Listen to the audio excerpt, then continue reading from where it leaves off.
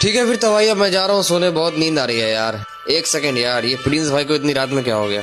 Hello happy भाई, सोने जा रहे हो क्या? हाँ, नींद तो काफी आ रही थी, सोने जा ही रहा था। बताओ कुछ काम है क्या? यार हैप्पी भाई, मुझे एक बात समझ में नहीं आता है कि जब मैं आपके साथ खेलता हूँ तो बड़े आराम से 10-12 किल हो जाते हैं, और जब मैं अपने फ्रेंड लिस्ट के किसी बंदे के साथ खेलता हूँ तो किल भी नहीं निकलता है और बहुत बार मरता भी हूँ। ऐसा क्यों?